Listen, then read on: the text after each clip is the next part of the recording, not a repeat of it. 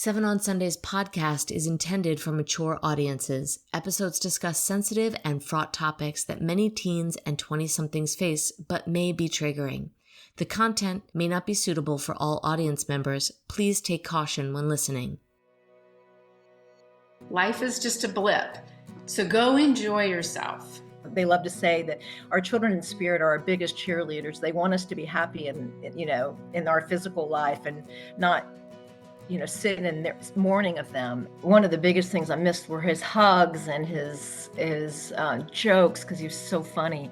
What if the other world, the heaven, the whatever you want to call it, is only an inch away? If you ask your loved ones for a sign, and I always say when I get chills, head to toe chills, that is my sign that this is truth.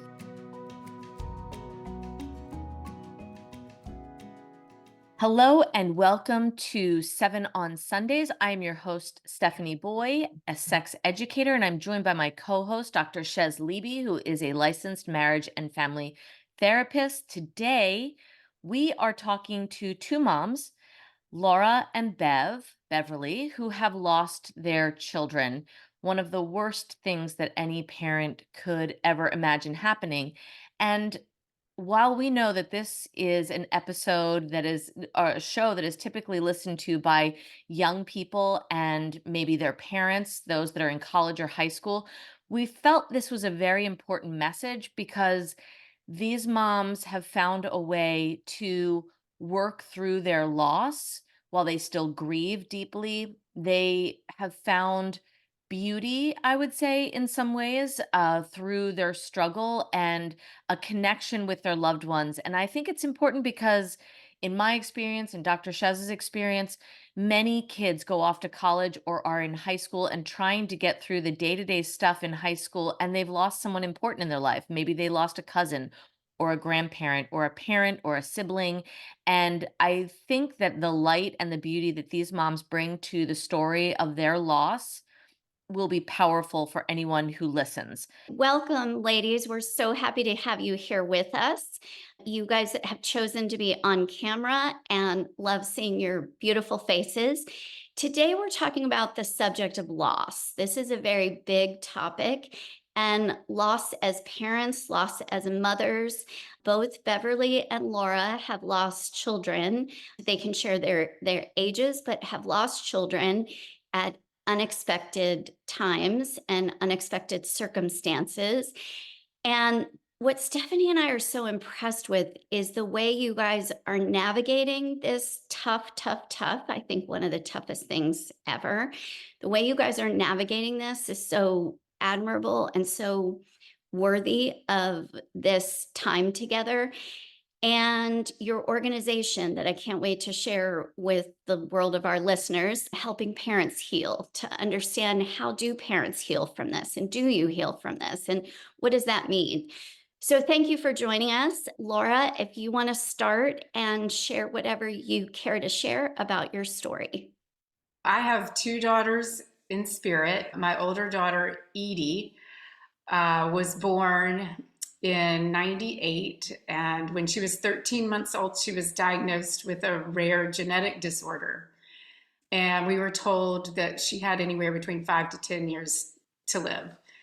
And so at that time, I had grown up kind of going to church sometimes here and there. It really made me start thinking a little bit more about, spirituality. I got a little bit into the idea of reincarnation. But it wasn't until further along, and probably after Edie passed away when she was 9, that I really started reading more about things like near-death experiences and life after death. And I think that reading those sorts of things really put me on a sense that maybe this isn't our only lifetime, and that we're here to learn new things or experience new things and really grow as a soul. And thankfully, I came into 2023 with that attitude because my other daughter was on spring break and suddenly fell ill and went unconscious. We were able to get her back to the United States. And once here, she was diagnosed with a brain tumor on her brainstem. And, just was barely gained consciousness here and there and passed away 6 weeks later. So that was completely unexpected. And had it not been for my understanding that yeah, this is not it. This is not the home. This is just one stop among many, and that my daughters have gone on before me, and they're just waiting behind the curtain for me to finish my act. And I better do a dang good job of it, because I want them high-fiving me when I finish. It wasn't until after Liza passed away that I learned about helping parents heal. It would have been a lovely thing for me to have known about sooner, but I don't know what year it started, and maybe Beverly knows, but it was more recent. And I'm grateful to have found it, because it's nice to be around other people who have similar perspectives about the loss of their child. Yeah, it's pretty awesome. So I'll let Beverly take it from there. I'm Beverly, and my child that passed was my youngest, James, and we're coming up on, in a few weeks it'll be 2 years, and he was 23 at the time, and he passed from fentanyl poisoning. And from what we understand, from the detective, he thought he was getting a Percocet, and it was one pill, and he was with a friend at the time who didn't know he had taken something. And so by the time his friend had discovered that he, was not breathing, he had already been gone for a while. So he unfortunately couldn't have been saved from that. But what I'm thankful for is that a couple of years prior to that, I had started on my spiritual journey. I grew up with organized religion, so I always had a belief that yes, we could, after our body dies, we go to heaven, and that's kind of the whole soul. The soul doesn't come into play until that time, but I've had a great awakening then, prior to then, and then when he passed, I immediately knew that that he still existed, just out of his bodily form, and that I made it my goal to want to connect with him in the spirit realm. So I took a mediumship class, and it was with Suzanne Giesemann, and during that she talked about helping parents heal, and I wasn't familiar with it. I had already gotten kind of involved with and joined the fentanyl awareness group, but I found that to be very heavy, which that's a lot of people's calling to take on that cause, but it wasn't resonating with me. So I learned about helping parents heal, 2 months after he passed, which was just a godsend for me to have that, just to be able to connect with other parents who were more focusing on, life after the physical life, and not just the heaviness of how their child died. And so we had a conference in September. They only do conferences every 2 years, and that's where Laura and I met on the last day of the conference, and realized that we live in generally the same area, within an hour of each other. And she had already gotten the ball rolling to want to start a local affiliate group for helping parents heal, because the closest one was many hours south of us. So we're partnering doing this, and we're so excited to have our first in-person meeting next month. The grief journey from losing a child, or not, I don't want to say losing, from a passing of my child, because I feel like I lost his physical body, which I totally miss, the hugs and the interaction, but I do my best to connect with him as often as possible and to see signs from him. My husband and I, anytime we see something, we're like, oh, that's James. Thank you for the signal. And it just kind of keeps his memory alive, and just the thoughts of him, going. And, we have an older child, she's 29. And so I've had several readings with mediums, and those are just they give us hope. They just let us know, with no other explanation, signs that he still exists. He's still around us and is helping parents heal. They love to say that our children in spirit are our biggest cheerleaders. They want us to be happy in our physical life, and not, sit in their mourning of them. And So I'm thankful to have met Laura and that we're, going to get this going locally to try to help other parents, on their journey as well. I absolutely love that you made the distinction about losing and passing. And that's going to stick with me because that is so true. It's never lost. So thank you for saying that. Thank you both for being here. I think Steph wants to say something, so I'm going to pass the mic. Thank you so much for telling your story. And I actually, oh God, even just talking about it makes me very emotional because I can't imagine losing a child. That has to be one of the hardest things. And it just makes me think about how many students I know who've also lost their parents, so losing is losing. It's harder to lose a child. Every parent knows that, but loss is loss and trauma. So I'm so grateful that you can share this story because I know so many students that struggle even day to day because they've lost a parent, they've lost a sibling. Fentanyl is such a universal, sadly, at this point, story. So I'm so glad that you're here to share this story for all of those who have lost someone, whether it's a parent or a sibling or a child, because we have parents and young people who listen to this. So thank you. And thank you for sharing that we are bigger than our story here in the physical world. I mean, that's really what I've always believed. But I love that, Beverly, you said you lost the physical body and that hurts. And I think that that's important for people to understand that, like, the loss is painful, even when you have this bigger picture of what is happening. It softens it in some ways, but I think that, maybe you can just talk to it is hard no matter what, that physical loss, and how you start to see the signs, because, you know, these things can really disrupt, obviously, clearly, it will disrupt your life and turn it in a direction you never saw coming. But maybe the beauty that the two of you are bringing is the light in that journey versus the one you thought you were going down when that person was physically in your life. Absolutely. Yeah. One of the biggest things I missed were his hugs and his jokes because he was so funny. But within the last, gosh, I can't remember. It's probably been the last 6 to 8 months. I had the most vivid. I call it a dream visitation. It wasn't just a dream because those kind of fade in your memory, but this was so, oh my gosh, tangible, where I see him and it was like, and I knew he was not with me anymore. And I was like, oh my gosh, James, I've missed you so much. And and it was this big hug. And that was so intense. And that just stuck with me so much. I would love to have more of those. They are very few. I think I've had two in the last 2 years. So I'm so thankful for those.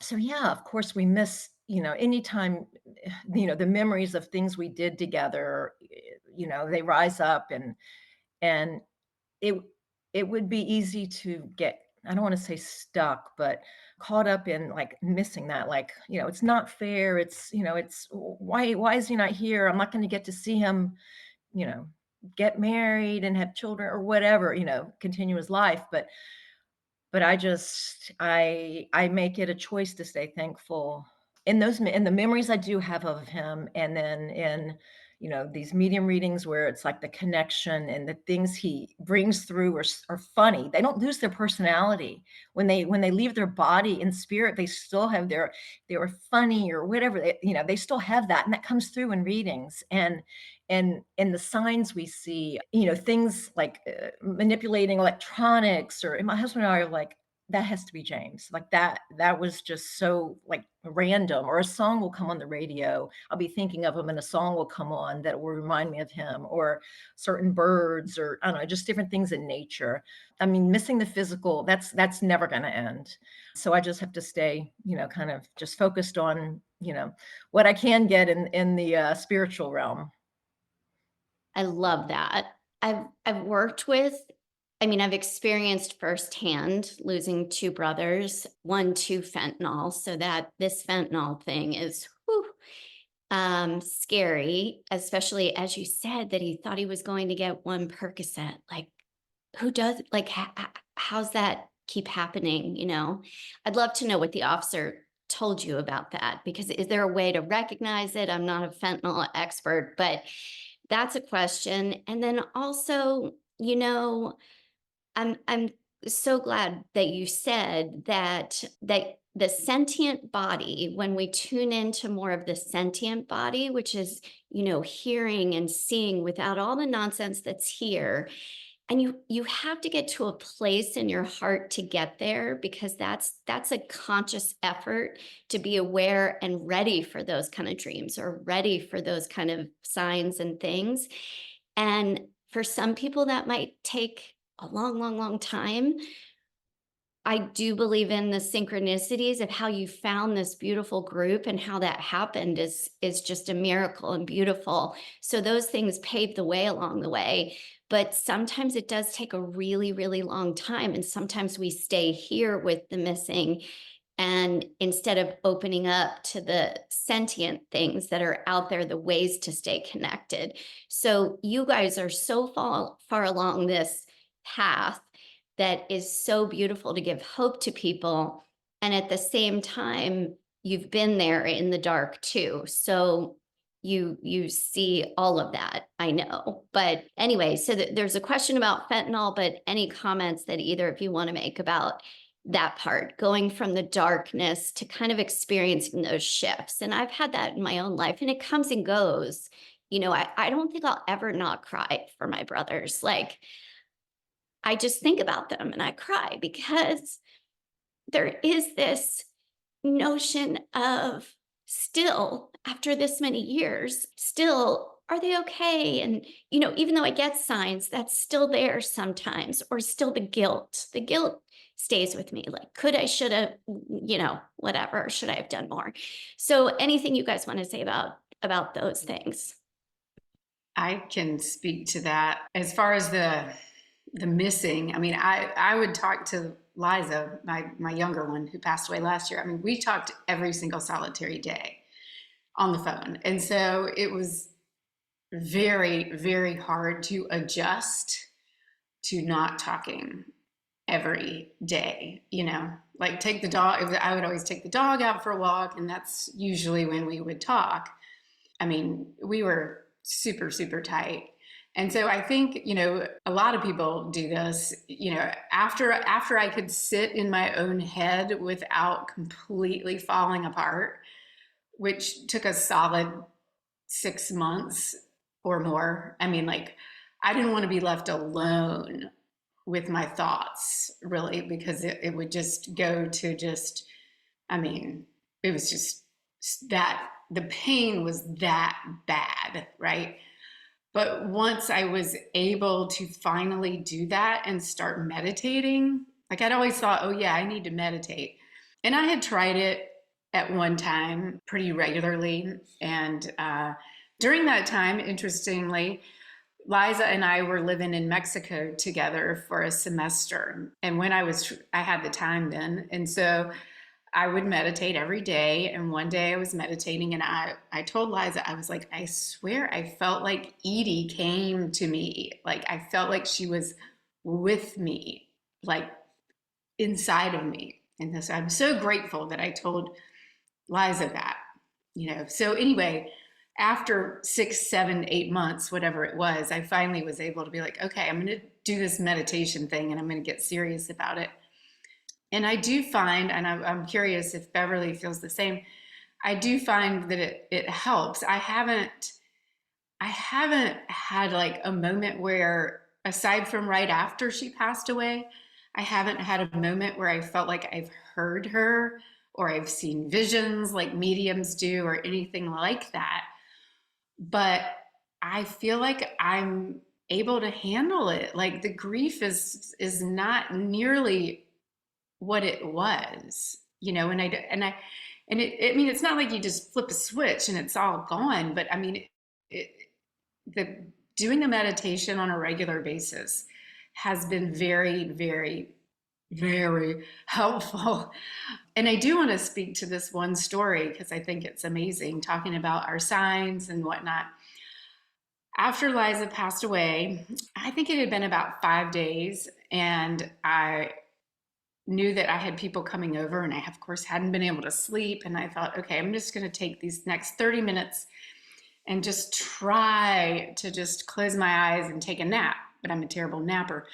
So I was lying there with my eyes closed in this like eye pillow, and I hadn't been there for long, and this voice was talking to me, and it would not stop repeating the same message over and over again.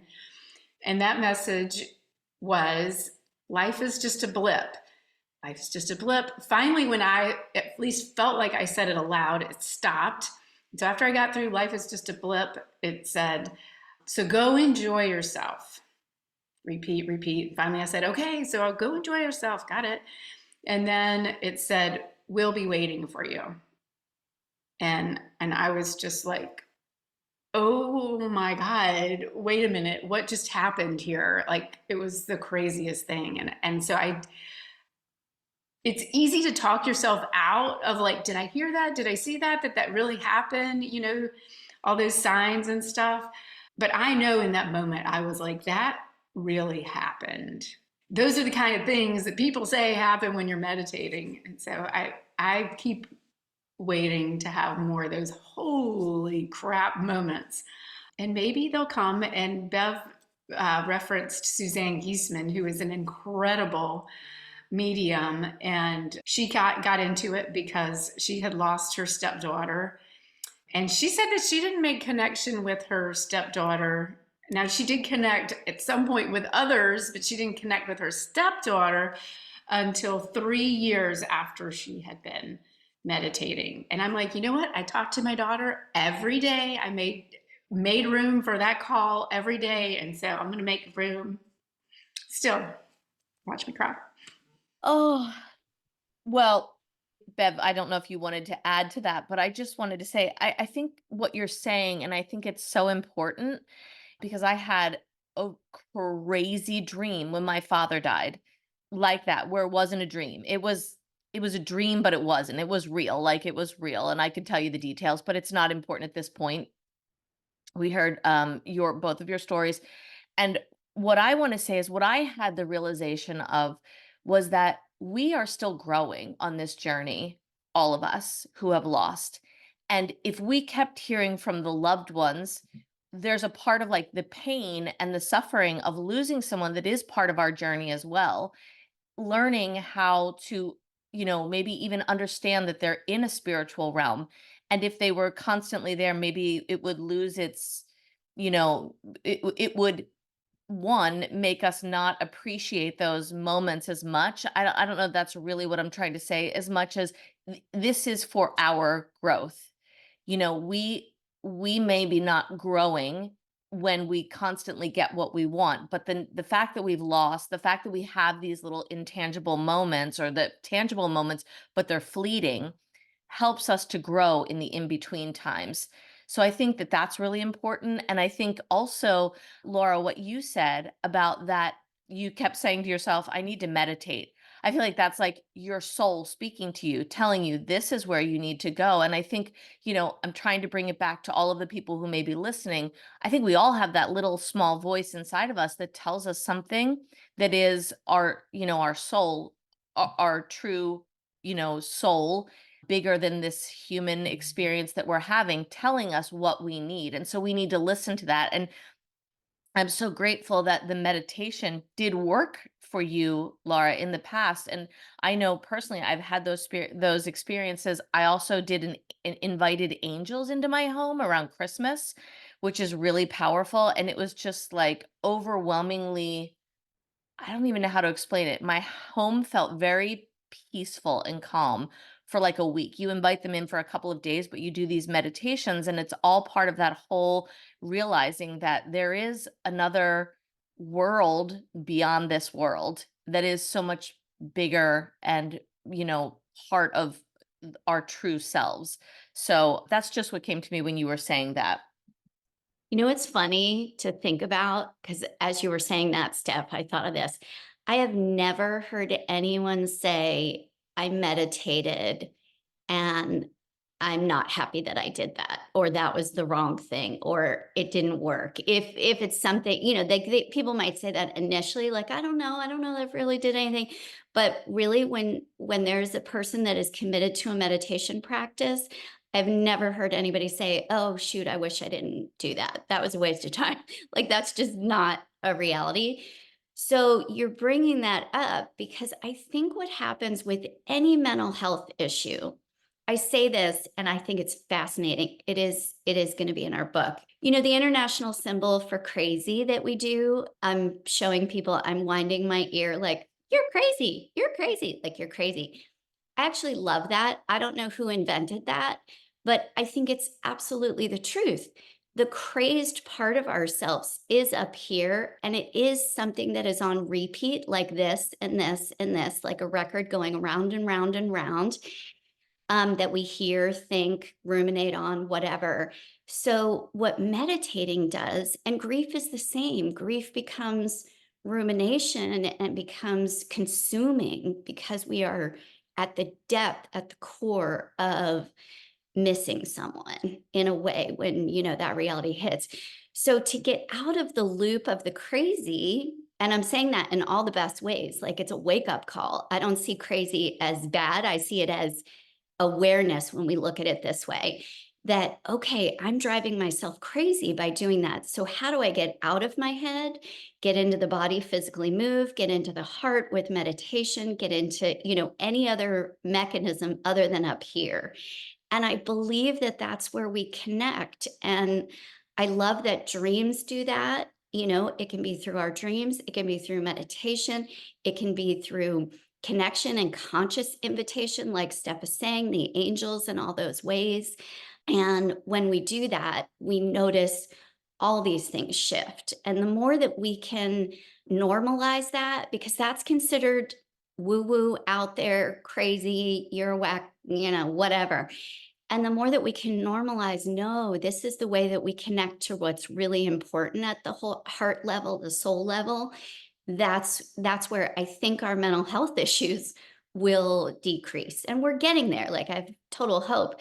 But this too is the ultimate, losing a child is the ultimate test of that depth of grief and feeling, I think. So anyway, the fact that those same universal things helped both you guys, helped me, helped Stephanie, I think that's just deserves another shout out. Meditate, meditate, meditate. Laura, could I ask you a question? Mhm. I feel like, you know, when you lose one child, there's so much pain. How do you not be angry when you lose two children? We have a tendency to go like, oh, and this happened, and this happened, and this happened. And then it's like the pile on makes it worse. So I think losing a child is legitimately the worst thing that any parent can go through. To lose a second child, how are you not angry? How do you avoid that? And I'm saying that because I know you're not. And maybe you went through it and maybe you're through it, but maybe you can tell us about that a little bit.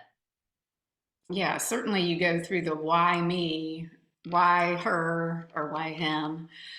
But it all goes back to like perspective. And that's, I mean, your thoughts are really all you've got. And so I could go around being like, I got screwed. And that's a little bit of how I would say that my first daughter changed my perspective, was because I was like, you know what? If we all get an equal shot in this lifetime, why did she get that crappy card dealt to her? You know, because she was going through tons of what I would have thought would have been suffering. And yet she had this amazing ability to be, I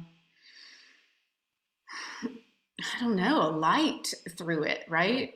And so I learned a lot, I think, from watching her, honestly. And I was like, you know, yeah, her circumstances of her life were horrible. And yet she was such a light through it in spite of that, you know? So I guess then when this happened to me, you know, you certainly think after you lose one child, like, surely it can't happen again. And I certainly didn't think that it could happen again. And so now I just look at it as like, what in the world? Like, evidently I'm supposed to be doing something with this. Otherwise, why would this have been given to me? You know, kind of taking the attitude that I feel like my first daughter was, you know, like, she made the most of it. That is so beautiful. Thank Here you we for are. sharing that.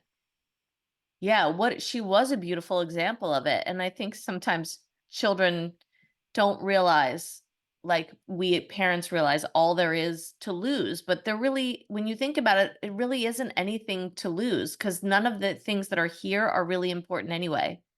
I would say too to that I feel like her siblings had a different perspective on life. I know my younger, she had, or Edie had two siblings, so I still have a son who's older, who's healthy in here.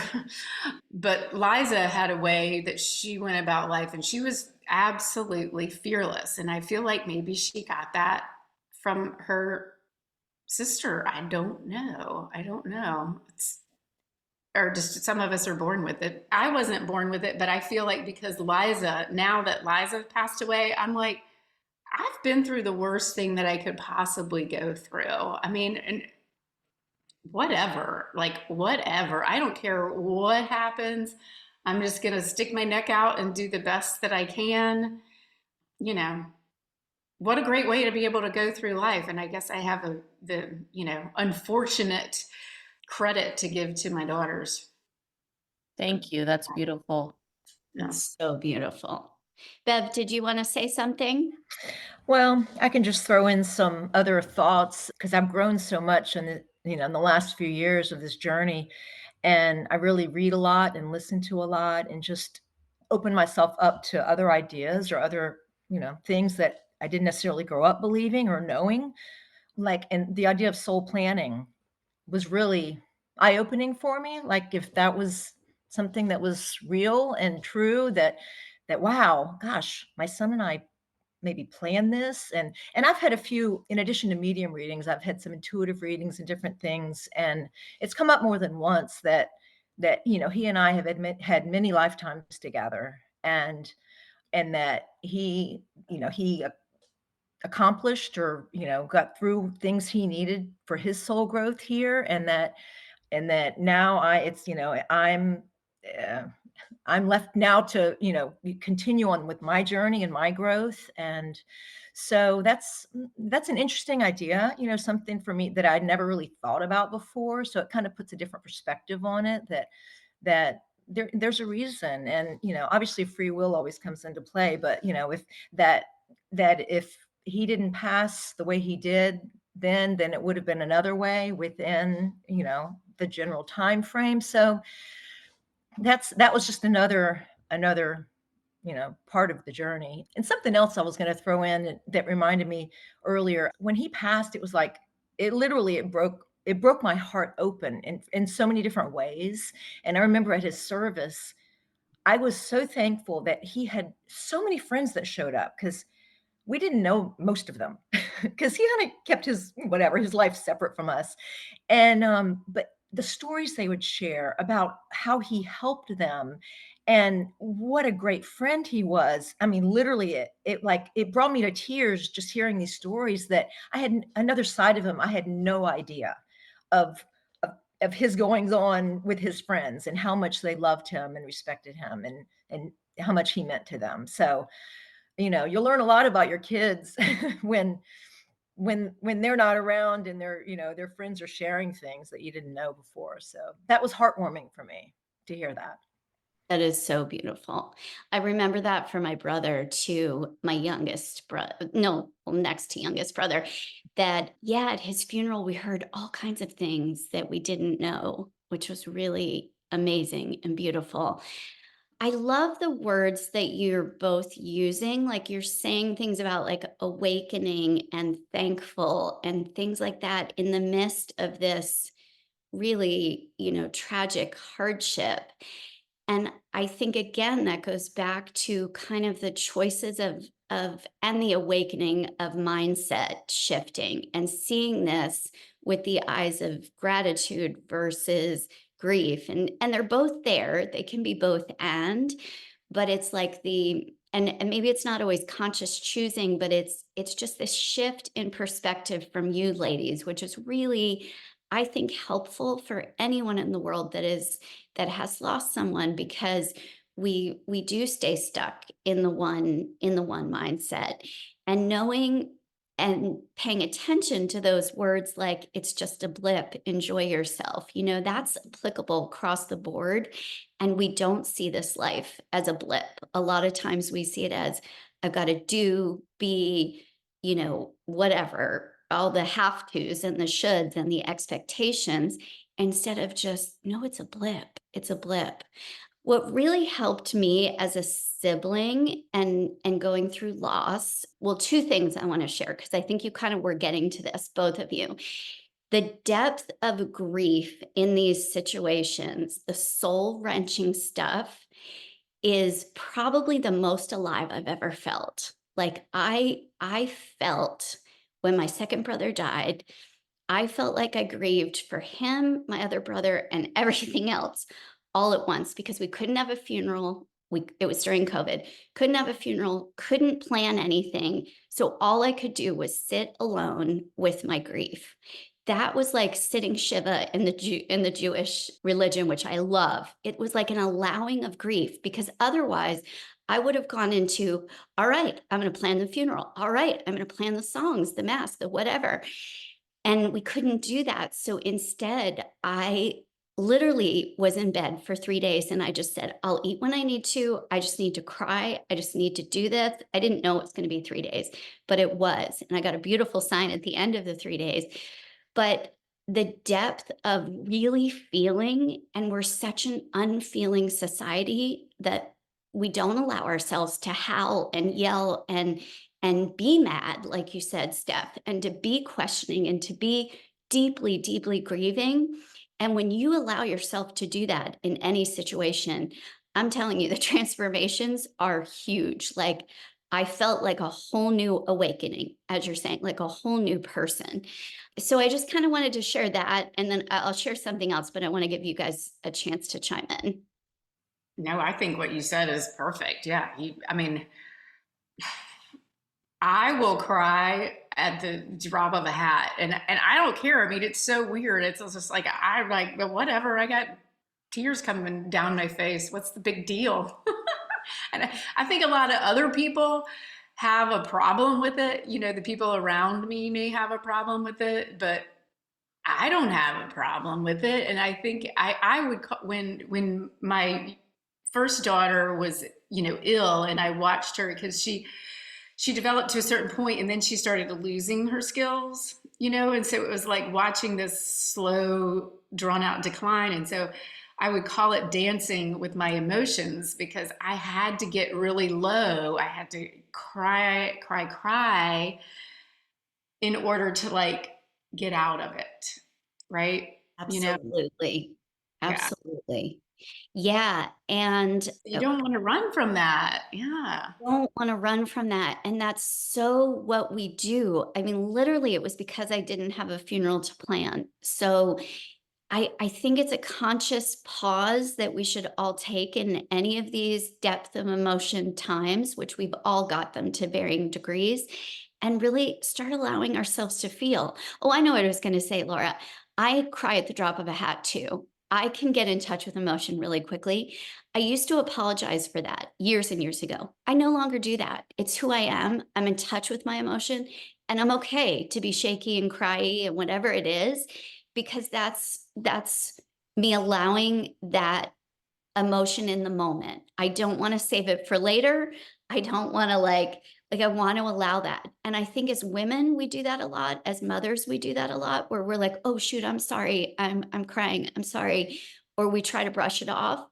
And I think it's really important that we get to a place where everybody, men, boys, dads, moms, we can all be like, let's feel for a minute. Let's let this happen, Yeah. And for people, I mean, it's a way for people to help one another, frankly. Like, if you see somebody who has lost someone who was near and dear to them, like, don't be scared that you're going to make them cry. Like, maybe they actually need it. Maybe that's going to be helpful, that you're there to witness it with them. I love that. I wanted to say in response to what Bev said, and actually I'm glad that you said that, Laura, really quickly, just before I switch back to Bev, because I think a lot of people are afraid to ask about the person who passed away. And I've heard that before where Mhm. parents say, no, it makes me feel like they're still here. And I used to say when I saw a picture of my dad, for a second, I would see the picture, and I'm sure all of you can relate to this. For a second, looking at an image, it was like he was alive. It was weird, like almost like what the Native Americans say, you capture someone's soul. Like I would see these pictures and I would be like, oh, and it would just take a half of a second, but for that second, it was like my heart felt joy. And I think it's a little bit like that when somebody stops you. How are you doing? Tells you a story, all of that kind of stuff. I don't know. I imagine, I think all of us think, oh, it's harder to lose a child. It's one thing if you say to someone about their parent because everyone expects their parent to die. But it's nice to hear that that also is important for parents who've lost a child. Now I want to comment on that. I Yeah. remember after he passed, I was away from the gym for a while, and I came back, and there were a couple of ladies who just came up and said, "Oh my gosh, I heard, and I'm so sorry. Give me a big hug." And that was just so meaningful to me. And I still remember, I was like, who these ladies were who did that, that they weren't, they didn't feel uncomfortable, and they just, gave me a big hug and just acknowledged it. So, yeah, I want that's to it means a lot. It means so much. I don't think we teach ourselves enough to say, go there with the hard stuff. The one person when my first brother died and I was in college, the one person that sent me a card that I didn't know I mean, I knew her, but Lisa Pinkerton, shout out to her. She sent a card that was so heartfelt to me personally. Like we got a lot at the family at the house, but to me personally, I will never forget reading that like 20 times over and over. Like, thank you. I think you kind of get that I'm hurting and I can't just go to a fraternity party and like be okay. It's like one person made such a difference. And other people, God bless them, but we don't know what to do. And they do think, well, if we just kind of act like things are normal, it'll be okay. And actually, the opposite is the case. And I do know as a therapist that when the stakes are the highest, when the emotion is the highest, your mouth is the quietest. You just be there and you just say what you said, Bev. I heard, and I'm so sorry. You don't fill the gaps. You just be there and sit with the person, hug them, hold their hand, let them guide the path of what needs to come out.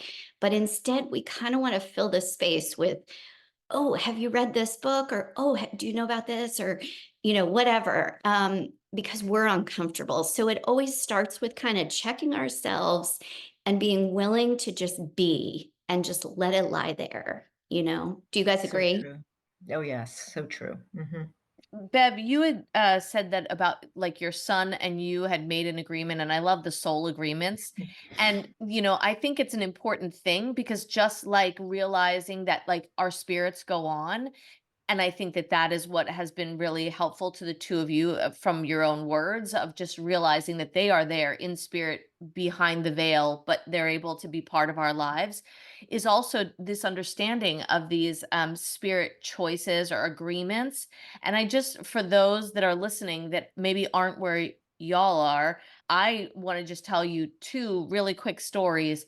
And one is Dr. Wayne Dyer. I don't know if either of you listened to Dr. Wayne Dyer's I love story. him. I'm going to give you the briefest for the audience, the briefest story, and I'm probably bastardizing it, so go ahead and listen on your own. But Dr. Wayne Dyer's father left when he was about 3 years old, and he was angry at him his whole life, like his whole life. He was like, I'm pissed off at this guy, blah, blah, blah. And if you don't know Dr. Wayne Dyer, he's amazing, and he's like spiritual guru, but he wrote a book prior to his father passing, who, again, he had hated his whole life. And he thought, when I find my dad, when he dies, I'm just going to piss on his grave. Like that was what he wanted to do. And he wrote this book and it kind of didn't go anywhere. And then he was like, I think he was drinking. I think he said he was drinking and in Hawaii and going to his dad's grave. And he's like, I'm just going to piss on his grave. And that's going to be how I show him what happens when you leave a kid. And he went up to the grave and he was about to piss on the grave. And he was like, oh my God, he had the realization. I just got chills. He had the realization that his father and he had made this agreement that they were soul partners, and that through his hatred of his father, he realized his father was there to teach him this lesson, and it made him become the person that he became. And I think it was at that moment, if I'm not mistaken, that he wrote the book that then became a #1 bestseller. It was this understanding that this soul of his father, and he looked at him from that moment forward as his greatest teacher, because it was such a hard challenge in his life. So there's that. And if I told that story wrong, feel free to jump in and tell me the other. But then there's also the story, I don't know if you know the story of Elizabeth Kubler-Ross. So she wrote On Death and Dying. And she did this like medium reading because her mother, who had been the most helpful person, like literally helped anyone in the last 5 years of her life, became wheelchair bound and was literally reliant on all of these people. She talked to a medium, and the medium told her she needed to be in that wheelchair for those last 5 years of her life, even though Elizabeth Kubler-Ross was so mad that this woman who had done so much was given this fate in the end of her life. And the medium told her that if she hadn't done that, she would have to come back and do a life that was like she would be paralyzed for the whole life. And so instead, her choice was to end this life that way. And I love that because it just shows us that, like, a little bit of that story is about the soul's choice. A little bit of it all is also about the give and take of life. You can't always give. You have to also be able to receive. And that was sort of the lesson that Elizabeth Kubler-Ross learned, is that my mother always gave and never let anyone give to her. She needed to be able to receive as well. And that 5 years was her receiving back the energy that she had given out. So life is very energetic, beyond the grave, here, everything. But there are these choices. And I think sometimes that gives people comfort to understand our circumstances in the physical world. I also think moving, I hear this over and over and over. I know you guys do too, that moving the grief into a purpose, like foundations are born, all these things are born, helping parents heal, the work that you guys are going to do. I think that the choice is in the action in this moment, and the choice is given what we've experienced, kind of drive the motivation to keep going and being like, okay, I feel like this service, this way that I'm going to purposely frame my life and my next is giving me hope, giving me inspiration. And I hear that over and over and over. So I feel like looking for the ways to kind of serve, and they magically show up because, again, it's all part of the purpose and the kind of soul contracting and agreements and all that stuff. Probably, how do we know? But that's what we probably all agree. But moving into purpose in that way, I know it's the reason I became a therapist, 100%. That I wanted to know everything I could know about suicide. I was like, oh, how does this happen? What is this? And so moving into purpose is a really nice stage, and that doesn't take away the heartache that's still there, but it gives us a direction to move in a positive way. So I love that helping parents heal inspired you guys. I'm so interested in that name. Do you feel like you heal? Like, I guess I kind of have a visceral reaction to that word because as a therapist for that long, I know the healing is a healing journey, ing, not a heal, like a dog heal doesn't happen. So what are your thoughts on that? Helping parents heal, what I really loved about finding this group was that they have an open dialogue and encourage communication about life beyond the body, as opposed to, traditional grief support groups. They encourage you to, share stories of signs, or, like maybe a message that you got from your loved one or a dream you had. They want you to talk about those things because they know how much hope it brings to parents. And they also have subgroups for siblings as well, and grandparents. So they support, all sorts of all the family members. So yeah, that's when I read that, I was like, oh, this is my group. This is where I want to be in my, moving forward. I want to, focus on having another relationship with him, just in the spiritual now.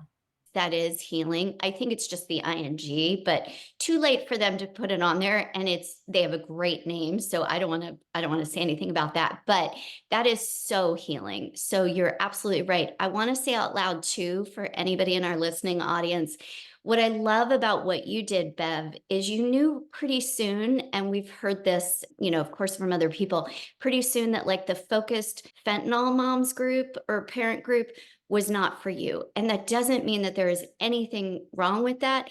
It's you do have to kind of resonate with, this is where I am right now with this, and this group or this community is going to kind of catapult me or support me or educate me.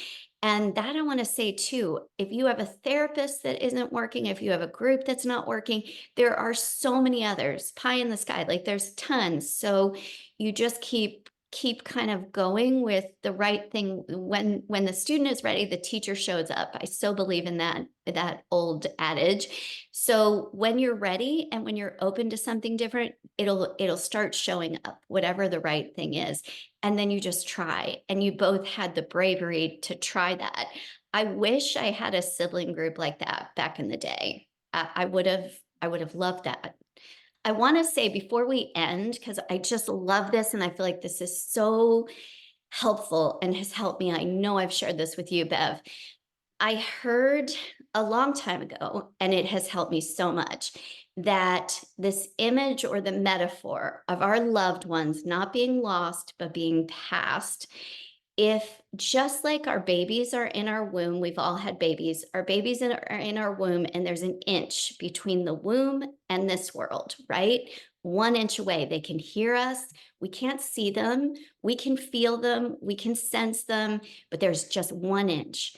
And so someone said, I wish I knew who, said, what if the other world, the heaven, the whatever you want to call it, is only an inch away? Think about that. We can't directly communicate, but we can through all the other ways, just like a baby in the womb. We are 1 inch away. And I feel like that has really helped me because I continue to talk to my loved ones that have passed. We all have. And we need to know that because maybe they're only an inch away. I believe that. Yeah, it's a thin veil from what I hear. Thin You curtain just have veil. to Yes. I don't want to say generations past, centuries past. I think that people were better at that, honestly. I think that, you think about the people who believed in fairies and all that kind of stuff. I mean, I really think that our culture has trained us to like turn our back on that and not believe it. And maybe that was just to hold power over us somehow, that's the cause of it. But I do think that historically, people have been more in touch and maybe as more people become aware of just the idea of, hey, what if I do shift my thinking to they're not gone, but they're just behind the curtain or whatever, watching, keeping an eye on me, maybe if I do shift my thinking to that, and that our culture will continue to progress towards toward that way of believing. And it will be so much easier when somebody has to face their life without their loved one right there physically with them. I think that's such a good message because, those little things I believe you're 100% right. I do think we were way more in touch with it, and there probably is some reason for it. I can imagine, like, religiously, they wanted to keep people in the churches and not believing that they had the ability to communicate with their loved ones or whatever. It was a way to control people. And I know that I've watched so many mediums, and if you ask your loved ones for a sign, and I always say, when I get chills, head to toe chills, that is my sign that this is truth, like truth. I've just heard, spoken, or encountered truth. But I think that our loved ones can send us signs, whether it's a bird or a chill or a whatever. And it's a knowing. It is a knowing that you don't have to question inside your soul. I just want to say 2 things because I know we have to jump off. And one is, so like all of these little things are so great to give someone, I think, hope. But the second thing that we didn't talk about, and I just want to mention it, the thing that also I think gave both of you hope was community and was the support group. And I think I love that you found this group. I think that's what we try to offer everyone. And Dr. Chez has seen it in her women's groups, and I've seen it with my students, no matter what the trauma is and all of that. But that is such a huge step in our healing journey, is finding other people that we can share or that have had the same thing, and we carry our burdens together. But the last thing I wanted to ask is, because we want to be able to help people, what are the tools? Like, what would you say are, a great book? If you have a recommendation for somebody who has lost someone, if you can share just one thing that you feel like is really important, that would be awesome. And also more about how people can get in touch with helping parents heal, helping siblings heal, helping grandparents heal. And for anybody listening in the North Florida area, what you would, how to contact you or get in touch with you. And we'll put it on the show notes. This is a great gift. A gift. If somebody, has a friend and they, lose their parent or whatever. I just think this is such a beautiful book. And I would give it to anybody who I was friends with, because it's just so uplifting. So that's just my go-to, barely dip your toe into the concept of there maybe is something beyond this lifetime. I can't think of anybody who'd be upset to receive that. That's awesome. Thank you. I could go through a million other book. I know. All of Wayne Dyer's books. I mean, I devoured those in the beginning, many years ago. But I listened to Next Level Soul is a great podcast, because he has a lot of guests who share their near-death experiences, their channels, they're sharing wisdom from the other side. They're sharing, what our loved ones, are potentially doing on the other side from their experiences. So there were so many books about near-death experiences that I love. And and parents who, gosh, a lot of parents in our Helping Parents Heal group, in the overall group, they have conversations with their kids, and they do a lot of automatic writing. They've written books from that their That's child has come through and written through them. And it's helpingparentsheal.org is the overarching the website. And then you can click on affiliate groups, and then you can go by state, and then you'll see ours there now. Helping Parents Heal Northeast Florida is there now. That just meet by Zoom too. Yeah, many of them meet by Zoom. Laura and I are going to have an in-person one next month. And so we're excited to get it going. But they have so many resources on their site. They have a whole section on listener, they have parent volunteers who will listen. Like if you're in a really bad spot, you can contact them, and any time of the day, and they would speak with you and kind of help you through it. And they also have vetted mediums on their group too. Wow, that's Yeah. awesome. So those are a great resource. Yeah. I also want to do a shout out to the Forever Family Foundation.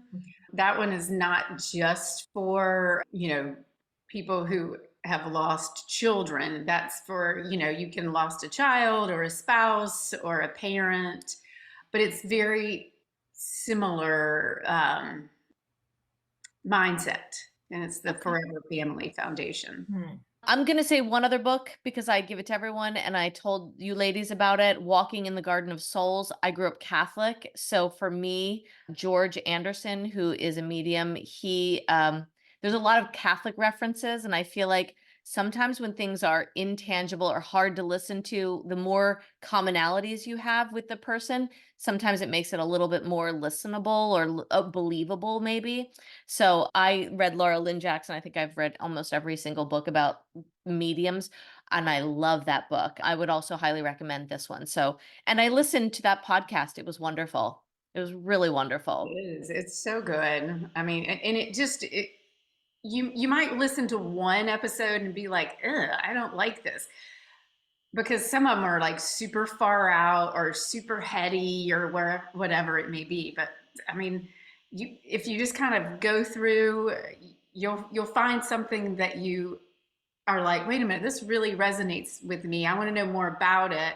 And then maybe you end up, researching who that person is, and they might have a podcast, or they've been on another podcast that resonates more with you. So it's a great way to dive into all kinds of things. Oh, I have another recommendation. Dying to Be Me by Anita Moorjani was so good. Oh, that is so good. That is She's so good. amazing. She is. She's a good one to watch on YouTube. I've seen her live and she's amazing. I also feel like for children, the old classic, The Fall of Freddie the Leaf, and it's actually good for adults too, as like a quick little, but The Fall of Freddie the Leaf is kind of about the naturalness of fall and loss and death and, transitioning and all these things. And it kind of, that little children's book helps kids understand a little bit this process, particularly if it's a grandparent or, if it's something like that. My kids, I had a book for them called The Other Place. It was a kid's book, and it's really well done. I got rid of it a few years ago, unfortunately. I thought it was like very perfect for, kids in elementary school and even above, because it was just very simple and anyway. Yeah. That's awesome. One other one, and only because I've heard this kind of resurrected again, and I love the imagery of this one. A friend gave me back in high school when my brother died, she gave me the When Bad Things Happen to Good People. And I don't like the good people part because I think we're all good people, so we all have bad things happen to good people. But the rabbi that wrote that had the coolest imagery, and it has never left me, and it made so much sense to me.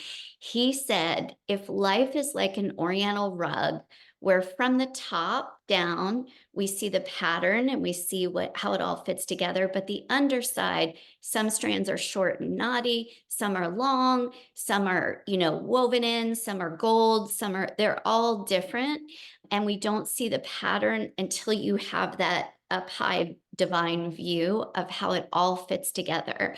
Because when we lose people or they pass, I'm going to start really saying that, Beverly. When people pass, I think we do ask those questions, like you said, Laura, why? We want to get the why.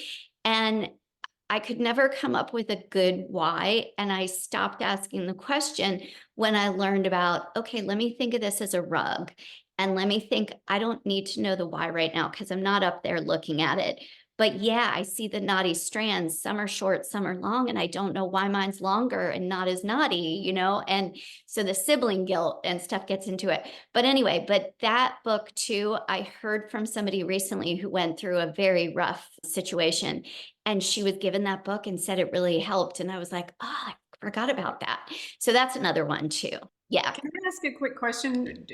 What would you think was most helpful as a sibling? I had two different experiences. So the first one, I'll tell you what made the biggest difference in my whole entire life. This set the path. I'll never forget this. When my brother died, I went home to New Jersey. My other brother was there. My older siblings were, married, college, whatever. So I was there with my other younger brother, and my dad was devastated, as you all have experienced. I saw him get on his knees and pray by accident. I walked in on him and he was on his knees, like bawling and like, what did I do? Like, what did I do? And like, Lord, forgive me. He felt such guilt. So I was going to stay. I was like, oh my God, my dad needs me. I'm not going back to Nashville. I can't graduate. My dad needs me. My younger brother needs me. So I was like, I'm going to stay here. I'm going to stay. I'm going to drop out of school, not graduate, blah, blah, blah. Well, I was a senior and I had gotten into, and I'm going to make this quick stuff, but I had gotten into the graduate program to take one class. Dr. Peggy Whiting said, I'll let you take this class before you get in because you have electives, but you're not in yet. And the class was death and dying, literally death and dying. I knew nothing about death and dying, but that was the class I could do. So I called Peggy Whiting first, Dr. Peggy Whiting at Vanderbilt. I called her on my dad's corded phone and I said, Peggy, I'm sorry I haven't been in class. I went for 2 weeks in January, then my brother died. I said, I'm sorry I haven't been there. I couldn't tell you. We didn't have cell phones. Couldn't tell you, but my brother died. I had to leave. I'm not coming back. It was a great experience. Thank you for letting me try it. I don't know what's going to happen in my life, but thank you.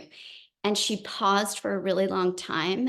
And she said, if you have the courage to come back, I promise you this will change your life. You will experience death and dying through your own experience, and you will learn about it. And if you choose to become a therapist or a counselor, this will help your work immensely. And I think you can do it, and I'll hold your hand and I'll walk you through it, and I'll be here for you. And so I too paused for a second, and I had these two roads. I could either stay at home and be the caretaker that I wanted to be, or I could take a risk. And when she says the words, do you have a courage? It felt like a little bit of a push, or a lot, because I was like, I'm courageous, So I said, okay. I said, okay in that moment.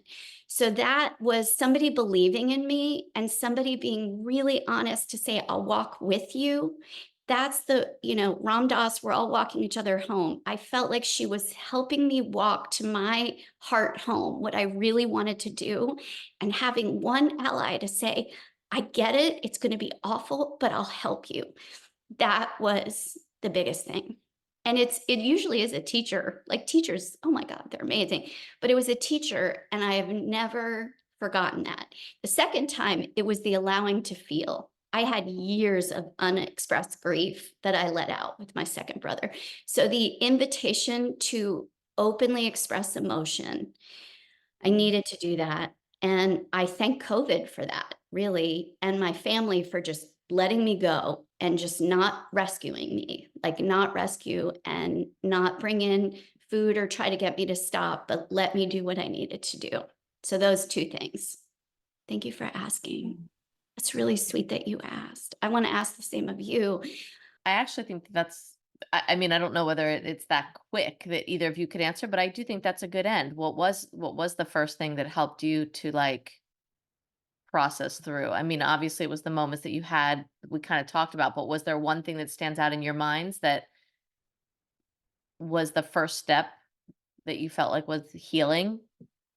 I think I can say from my more recent loss, and I think this is good for your audience to hear, being able to stay in touch with my daughter's friends, because so much of what we talked about on our daily talks was not her, because we can't just talk about her and me the entire time. So she would always, keep me up to date with what was going on with her friends. And they were very, very supportive in those first few months. I love that. I love that, I think it's important for people to hear that. Stay in touch with if you lose a friend, their parents do want to hear from you. Thank you for sharing that. That's really amazing.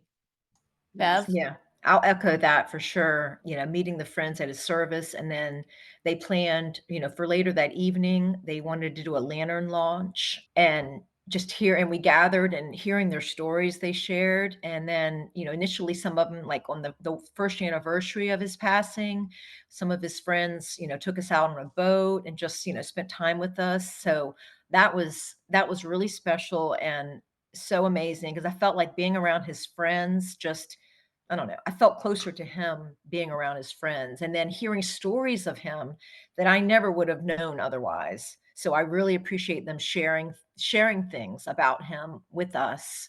And then within a few days of his passing, fortunately, I have a friend who's a medium, and I reached out to him, and he gave me a reading like 4 days after passing. And yeah, so that gave us a lot of hope, and just I don't know, just put us in, I mean, through our heavy grief, in the beginning, it just kind of gave us a glimmer of smile and happiness through, you know, through the tragedy.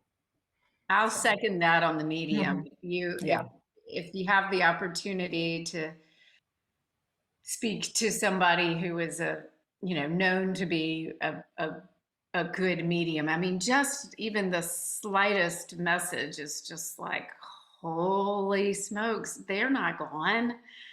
They're Yes. here. And I went to a Forever Family Foundation retreat not that long after Liza passed away. And I didn't get a reading till further along in the retreat, but I was like, oh, whoa, when I had no idea, like, I didn't even know if there were mediums there or how it was going to work. And all of a sudden this woman's saying all this stuff to people. And I was just like, oh my God, it's real. It is real. So anything like that. Yes. Bev did the woo. No, I Wow. want to say out loud, thank you, James. Thank you, Liza. Thank you, Edie. Thank you, Mr. Hanson. Thank you, Matthew, Mark, everybody that guides us and gives us those signs and inspirations. I'm really grateful. My dad too. What am I thinking? He recently passed. But yeah, so I thank them too. Again, if they're an inch away, we say thank you, thank you, thank you. I believe they're an inch away. So this was amazing, you guys. Thank you. You'd never expect this kind of talk to feel uplifting, but that's why I think you guys resonated with this organization, Helping Parents Heal, because there can be a different view and an uplifting view, even with the hardest of hard things. So I love that. Yes, thank you so much. Thank you. Thanks, guys. Thank you for bringing light to something that is typically something that people look at as darkness. And I think anybody who hears this, student, daughter, son, parent, child, sibling, will be able to really take something away from this conversation. So thank you very much.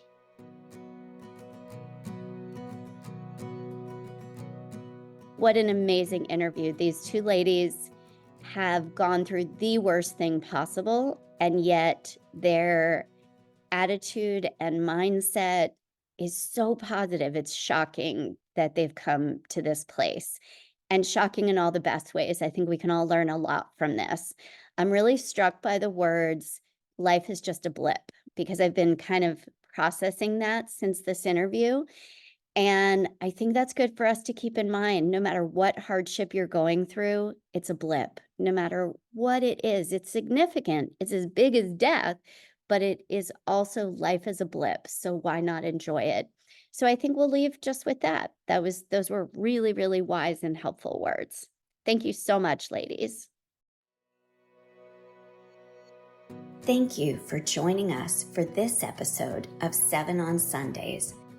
The 7 on Sundays podcast represents the opinions of Dr. Chez Leeby and Stephanie Boye based on our experience. It also shares the stories, behaviors, and opinions of our guests that we do not necessarily condone or view as healthy. 7 on Sundays is an open forum to discuss what is happening with our listening audience. Some names and details of our guest stories have been changed to protect their anonymity. This podcast is not a substitute for mental health treatment. If you are in crisis and in need of mental health support, please call 988, the Suicide and Crisis Lifeline. It is free and confidential. Join the conversation and connect with us through our website, 7onsundays.com. That's the number 7 on Sundays.com. We encourage everyone to do their own research. Thank you and be well.